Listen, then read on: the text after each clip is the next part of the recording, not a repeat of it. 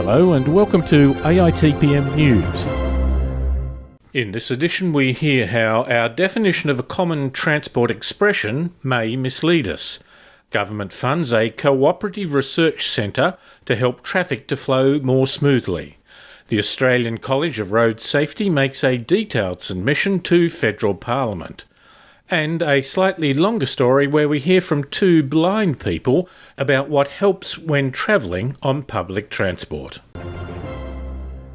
We all use transport terms to describe various situations, but not everyone has the same definition for the terms we use, and our language can affect our thinking.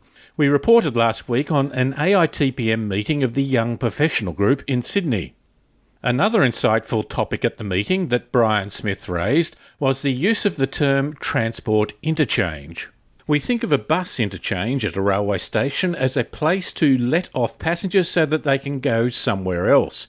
In this way, we often design the facilities from a one-functional approach, which can leave them as concrete jungles, where the turning circle of a bus is the main determining feature, and then soulless tunnels lead you on to other transport facilities. Brian has helped to design transit locations that seamlessly merge into the shopping precinct. He noted that at King's Cross Station in the UK, 25% of visitors do not come there for the transport. They come to shop and look around. In Sydney, two recent examples are the new walkway from Wynyard Station to Barangaroo, with bright modern materials and large video screen that, at the moment, has cultural images and no advertising, or the proposed redevelopment of Central Railway Precinct, which will become a community facility, not just a transport hub.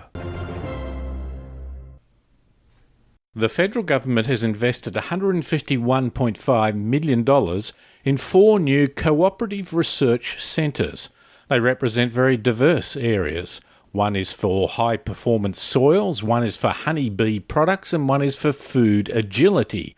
But over a third of the money will go to a new iMove CRC, which will explore digital and evolving vehicle technologies to help traffic to flow more smoothly. Ian Christensen, the head of the group that will run the CRC, defines its role. The Mobility CRC is a completely new CRC, and it's focused on the things that cars are used for, which is actually moving people and freight around. So we're tackling the sort of more challenging and broad-based questions of congestion and of road and city design and of public transport effectiveness and of freight efficiency around the nation. The iMove Centre has already assembled 46 commercial, research and government partners prepared to contribute a further $170 million in cash and in-kind contributions over the grant period of 10 years. A link to the full interview we did with Ian Christensen can be found on the AITPM website. The Australian College of Road Safety has just released a submission to federal parliamentarians. As you would suspect, many things focus on traditional areas and the huge emotional and financial consequences of road trauma. There's a strong emphasis on legislation and enforcement. To bring home the frequent and ongoing occurrences of emotional distress, they quoted the experience of one person born in rural Australia in 1967 who never had a major accident but who had a close association with family and friends in 16 major crashes.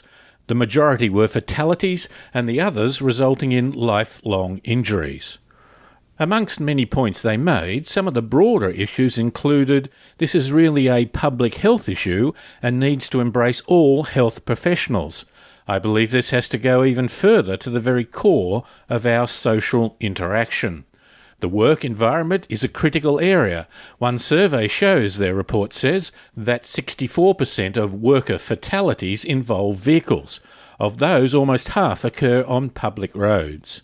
And due to the disruption in weather patterns, this will cause additional problems, but efforts to reduce greenhouse gases could have a wide range of positive impacts on reducing the road toll, such as slower speeds.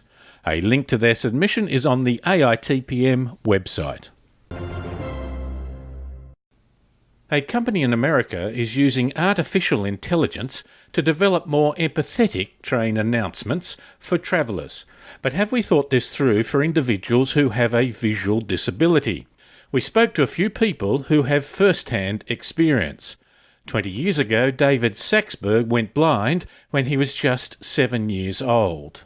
In terms of information in the train, you have a problem. It might tell you what the station is, but there's a bit of missing information. If you're pulling into the platform, the guards and conductors have been taught in Brisbane to announce what side the doors are going to be opening or what side the platform's going to be in the direction of travel.